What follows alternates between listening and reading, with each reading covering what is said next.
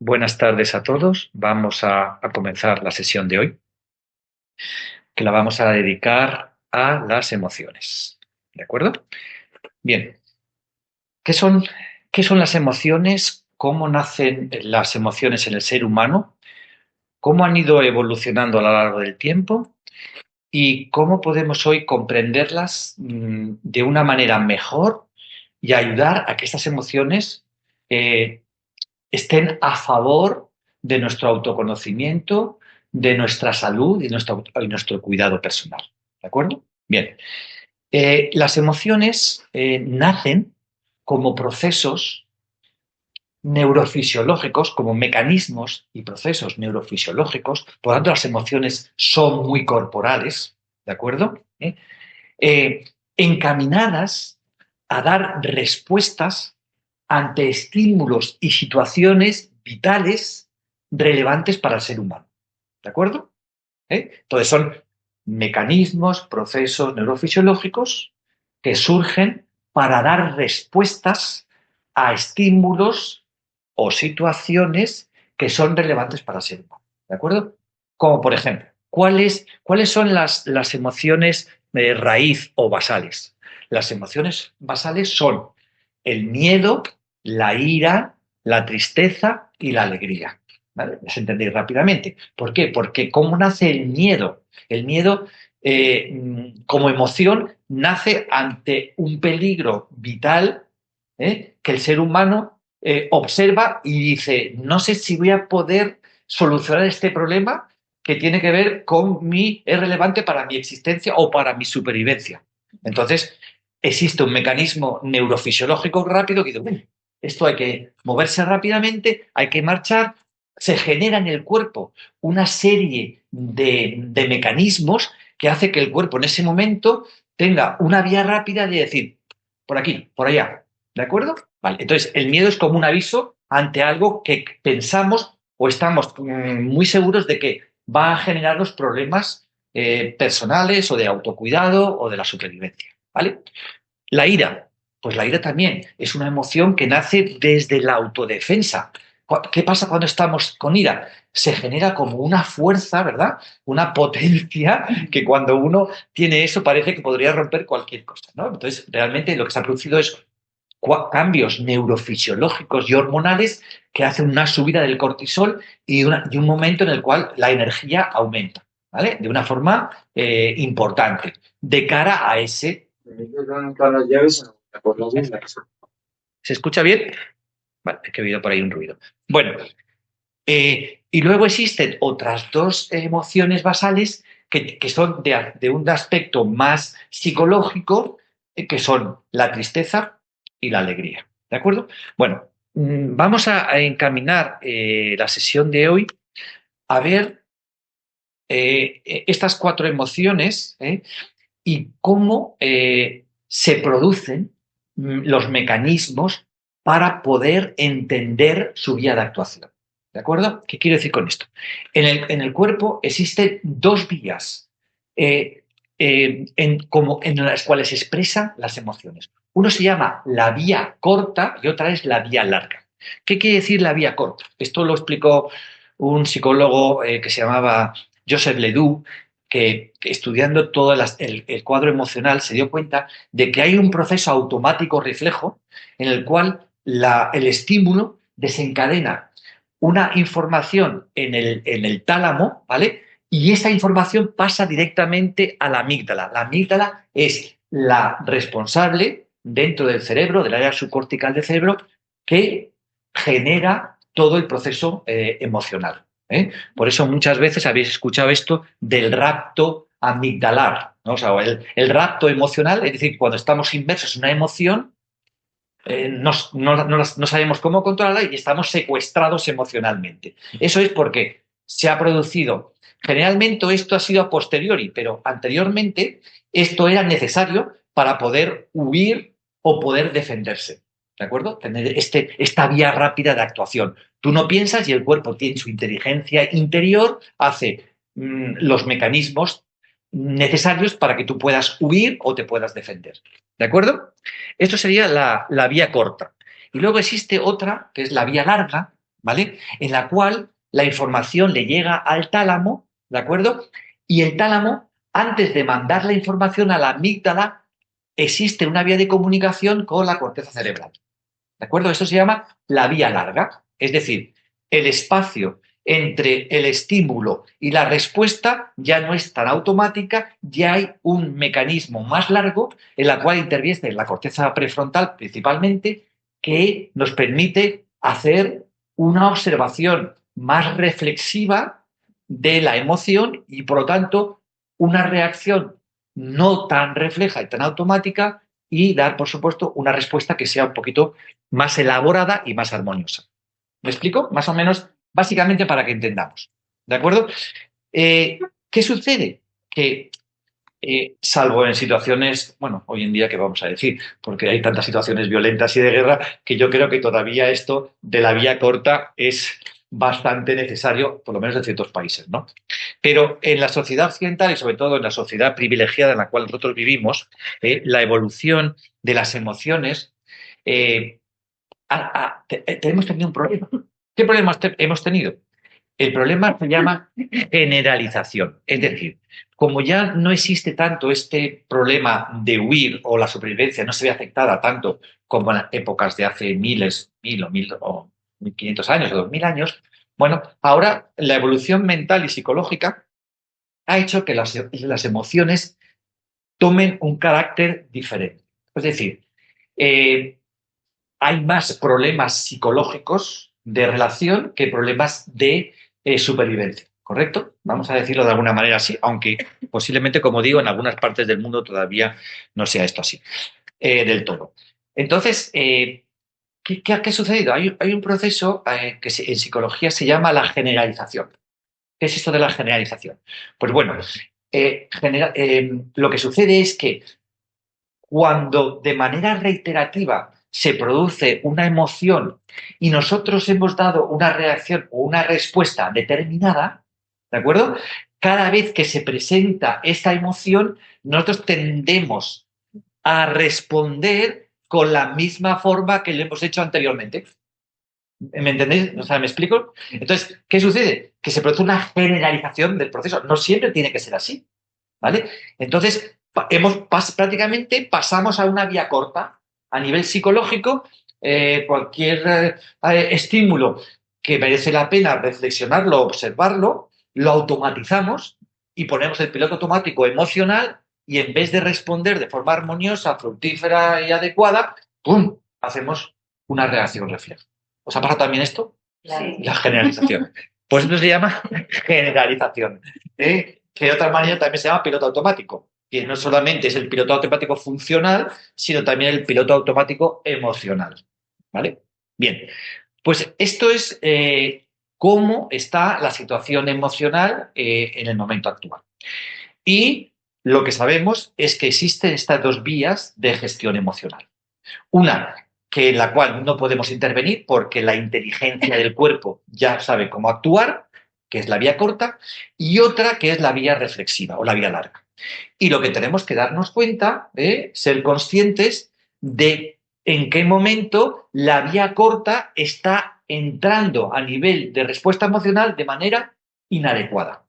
Y tenemos que convertir la generalización emocional en discriminación racional. Es decir, tenemos que discriminar las emociones y darle a cada situación una respuesta adecuada, una respuesta reflexiva. En meditación se dice saber escuchar las emociones y poder darle una respuesta armoniosa. No una reacción, sino una respuesta. Si esto lo hiciéramos habitualmente, ya sabemos la cantidad de situaciones aflictivas, dolorosas y problemas que nos evitaríamos. Pero, como pasa en la práctica meditativa, esto es un contexto sencillo, pero no es fácil. Sencillo de hablar, sencillo de comentar, sencillo de entender, pero no fácil de lograr. Y entonces, para que esto sea más fácil de lograr, tenemos que darnos cuenta, ser conscientes, tener la intención y la disposición de poder cambiar esta forma de gestión de las emociones. Igual que hacemos con la meditación, en el momento presente cambiar el piloto automático por por estar más presentes en la vida, a nivel emocional, yo creo que todavía cobra mayor relevancia e importancia, porque sabemos cómo las emociones influyen en nuestro estado físico de salud y también en las relaciones con los demás. ¿De acuerdo? Bien, vale. Entonces, vamos ahora ya, antes de la práctica, a esbozar 3 formas de gestión emocional. ¿De acuerdo? La primera, lo estábamos comentando antes en la introducción, darnos cuenta la importancia que tiene la forma de pensar en las emociones que vivimos y en nuestro estado de ánimo. ¿De acuerdo? Es decir, ser conscientes de el diálogo interno, cómo nos hablamos y qué calidad hay en esos pensamientos. No solamente hablo de los involuntarios o los pensamientos cavilatorios o rumiantes, como dijimos la otra vez, que todavía necesitan más energía presencial, sino simplemente en cualquier aspecto de la vida. Esto es difícil, esto es imposible, yo no voy a poder. ¿Me entendéis? Esta forma un poco autodestructiva que tenemos de hablarnos, ¿no? Parece una tontería, pero es muy importante cuidar el diálogo interior, la forma de hablarnos, generar confianza, darnos cariño, ser nuestros amigos, no convertirnos en nuestros enemigos. Este es, creo, el primer aspecto. También fácil de conversar, sencillo, pero no fácil, porque tenemos esta forma de pensar excesivamente agresiva con nosotros, cuando en realidad lo que tenemos que hacer es ser nuestros amigos. O sea, estamos de nuestra parte, ¿no? Parece que estamos siempre en contra de nosotros. Entonces tenemos que darnos apoyo, cariño, confianza, hablarnos bien, tratarnos con cuidado. Vale. Esto es lo primero, porque esos pensamientos se van a convertir rápidamente en estados emocionales y esas emociones en estados de ánimo. ¿De acuerdo? Y esto es un bucle. Estados de ánimo, emociones, pensamientos negativos, emociones aflictivas, estados de ánimo de tristeza depresivos, círculo vicioso, ¿de acuerdo? Y entonces cada vez es peor. Pues todo nace en estar presentes, ser conscientes de cómo nos hablamos y cómo pensamos. ¿De acuerdo? Segundo, ¿cómo podemos ya en la práctica meditativa, incluso también en la práctica diaria, ¿qué estamos haciendo con los contenidos mentales en meditación? Nosotros lo que estamos haciendo es, como decíamos el otro día, serenar nuestra mente.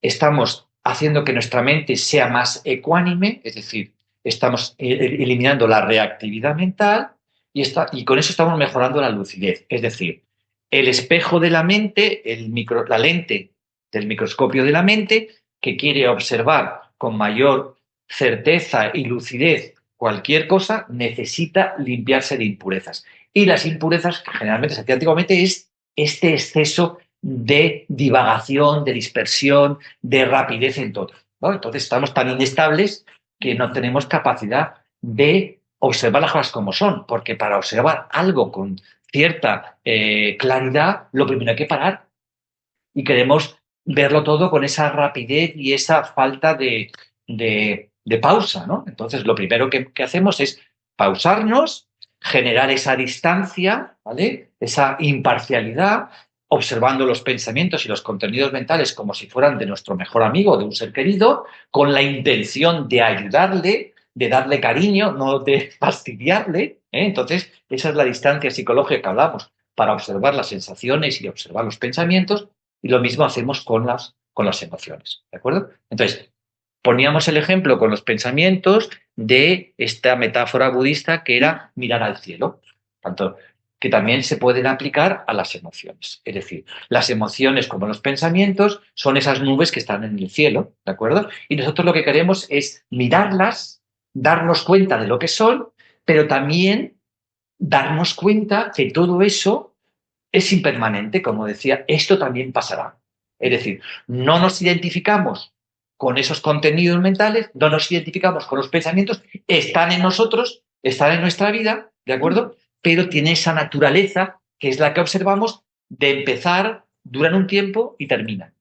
¿vale? Solamente cuando nosotros nos resistimos o nos implicamos y entramos en el bucle, todos esos contenidos mentales se van haciendo largos, largos, duran y se estiran como el chicle, ¿vale? Entonces, lo primero que tenemos que hacer, una forma de gestionar las emociones, es darles espacio, darles esta característica que tienen de observarlos, saludarlos, ¿vale? Y dejarlos marchar.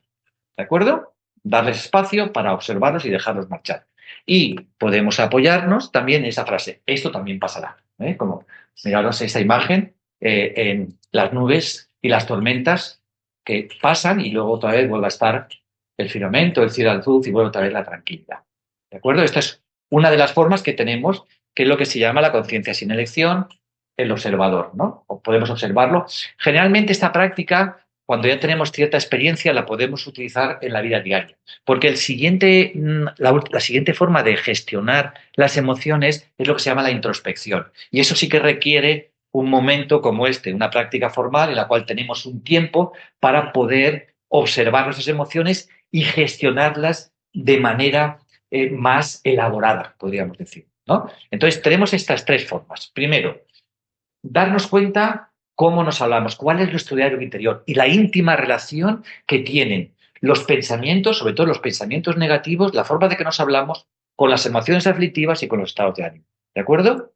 Diálogo interior, cambiar el diálogo interno, cambiar esos pensamientos. Dos, observarlos desde la serenidad, desde la pausa, desde la calma, o en la práctica formal o en la vida diaria, simplemente cuando veamos que hay una emoción, ahora veremos cómo se hace esto un poquito más pormenorizado, pero distanciarnos de la emoción y dejar que esa emoción surja, se deslice, nosotros la observamos e intentamos, por lo menos intentamos no reaccionar, ¿vale? No reaccionar es darle espacio. Muchas veces en la vida diaria no podemos hacer otra cosa. Hay un proceso así de estos fuerte que de repente te entra la ira, la cólera, el miedo, la rabia, tal. ¿Qué haces? Te das cuenta, ¿vale? E intentas dar espacio, por lo menos no reaccionar, ¿vale? Escuchas, que ahora hablaremos un poco para la práctica cómo se hace, e intentas que eso vaya fluyendo, vaya desapareciendo. Por lo menos no perjudicar o no generar una respuesta que sería una reacción conflictiva. ¿De acuerdo? Bien. Dar espacio. Observarlo como un contenido mental, lo que se llama la conciencia sin elección. ¿De acuerdo? Tercero, la introspección. Y eso es un poquito lo que vamos a hacer en la práctica. ¿Qué es la introspección? En la introspección, que también es una de las formas en las cuales mindfulness en psicología actúa con las emociones, es un poco, podríamos decir, paralelo a la psicoterapia, pero dentro de la práctica meditativa, que son gestionar o elaborar las emociones en tres pasos. El primer paso es la consciencia, darse cuenta, ¿vale? ¿Y cómo nos damos cuenta? De dos formas importantes. Podemos verbalizar, ser consciente de lo que está pasando. Yo tengo miedo, yo siento ira, yo estoy triste, yo estoy rabioso, ¿no? Simplemente parar y darnos cuenta de la emoción que sentimos y nombrarla, ya inmediatamente se genera una distancia, ¿vale? Y además recordar que cuando ponemos esa palabra, en funcionamiento, el haz del lenguaje, el pensamiento se inhibe. Entonces, de alguna manera, nombrarlo corta el efecto del pensamiento sobre la emoción. ¿Vale? Lo hemos comentado otra vez, pero vamos a insistir con eso. No sé si me puedo explicar, ¿no? Entonces, nombrar la emoción nos permite distanciarnos un momento de ella para poder observar. Bien.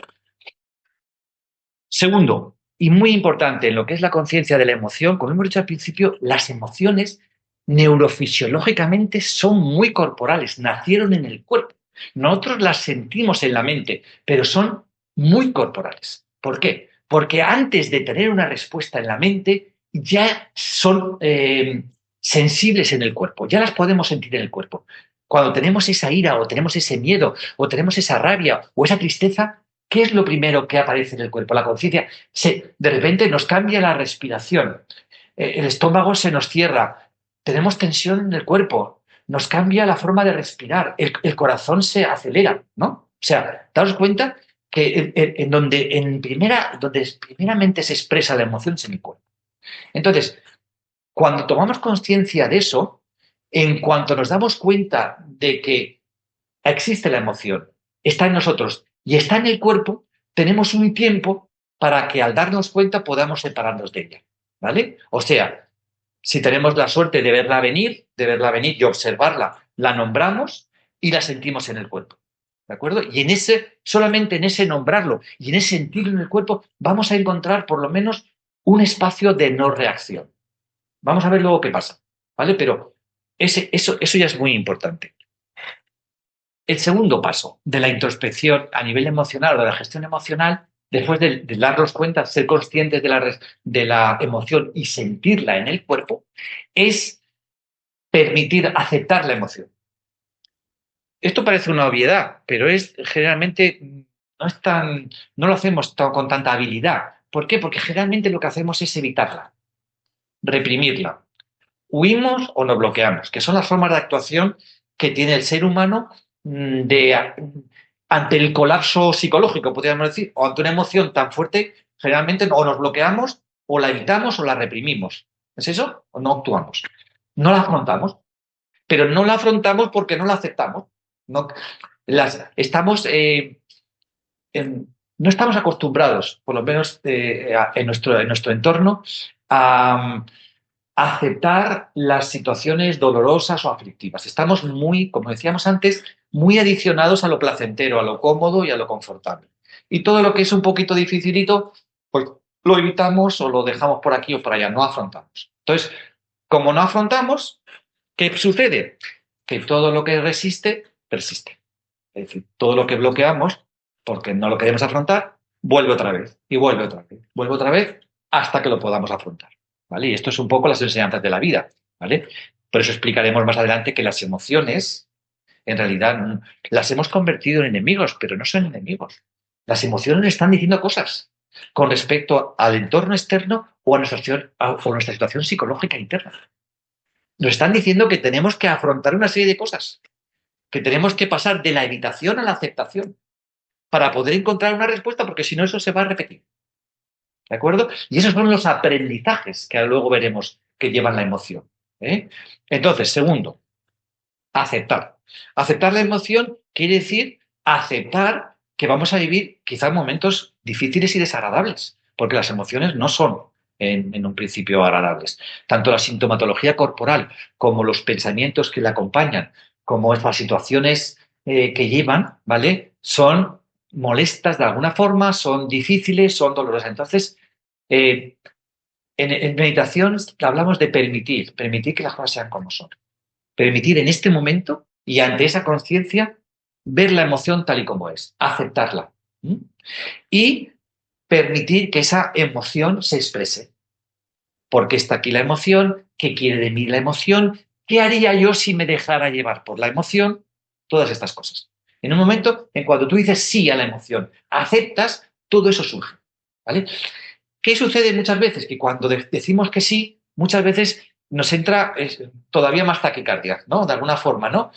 Pero tenemos la respiración. Entonces necesitamos un poquito de pausa, tenemos tranquilidad. Cuando decimos sí, nos acompañamos a la respiración, nos vamos calmando y dejamos que esa emoción hable y esté en nosotros.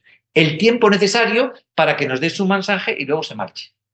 ¿De acuerdo? Entonces, segundo paso, aceptar la emoción, afrontar la emoción, ¿vale? Ayudados de la respiración, del cuerpo, de la calma, de la serenidad. ¿Vale? Y tercero es soltar la emoción, o sea, dejarla ir. Una vez que la emoción nos ha mandado su mensaje y nosotros no hemos reaccionado de manera refleja y automática, sino lo hemos hecho de manera reflexiva o de manera más lúcida a través de estos pasos de la introspección, pues la dejamos marchar. ¿Y la dejamos marchar cómo?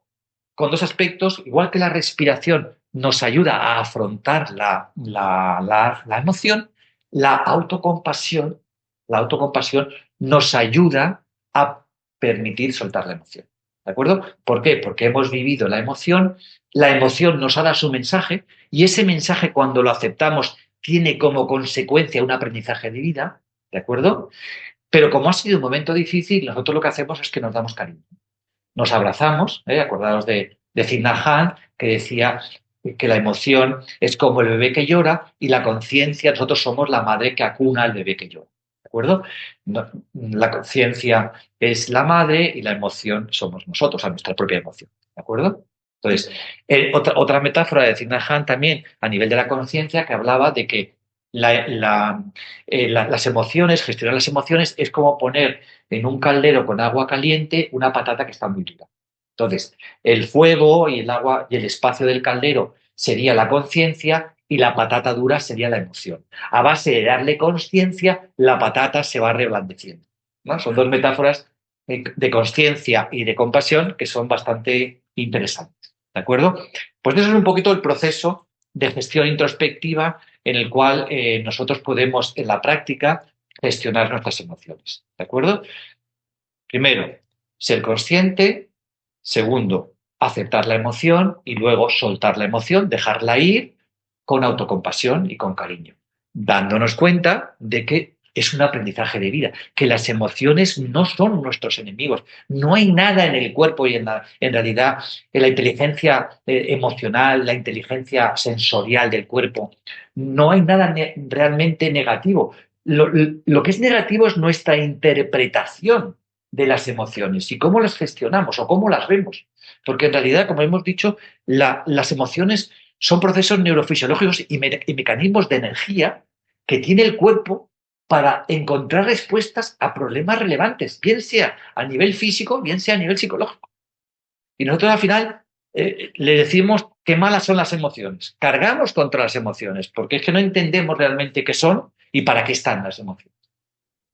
¿De acuerdo? Bueno, no sé si he sido un poco rápido, tampoco quería alargarme mucho, pero hacer por lo menos poner esto de las emociones en contexto, cómo nacieron las emociones, qué ha ido sucediendo con el tiempo a través de la generalización y también ha entrado el piloto automático no solo en la actuación de la vida, sino en la respuesta emocional, que tenemos que salir de ese piloto automático, que tenemos que darnos cuenta de cómo nos hablamos, de cuál es nuestro diálogo interno, de cómo son nuestros pensamientos, que eso lo podemos observar, que eso lo podemos cambiar, que no es fácil, pero a base de persistir y de disponer esa motivación y intención se puede hacer, que cuando tengamos una emoción difícil o dura podemos tratarla en la introspección, sentándonos en pausa, llevando la emoción, intentar gestionarla. Sería como un aspecto individual de una psicoterapia. Cuando uno hace todo esto y la emoción le desborda, pues hay magníficos profesionales que nos pueden ayudar para gestionar y para ayudarnos a salir del sufrimiento psicológico de las emociones. Pero son cosas complementarias, uno lo tiene que intentar. Y estos son procesos que son muy antiguos, pero son muy válidos. ¿De acuerdo? Y nos dan confianza en que podemos conocernos y cuidarnos, tomando parte de la responsabilidad de nuestra propia salud, nuestro bienestar y nuestra felicidad. ¿De acuerdo? Bueno, pues nada, saludos a todos, que ya somos muchísimos aquí, ¿vale? Y gracias por estar aquí un domingo más. Vamos ahora a la práctica de las emociones. Vamos a intentar hacer la práctica introspectiva con estos tres pasos de la conciencia, de la aceptación y de soltar la emoción con autocompasión. Y luego comentamos brevemente, ¿de acuerdo? Pues venga, vamos a comenzar la práctica.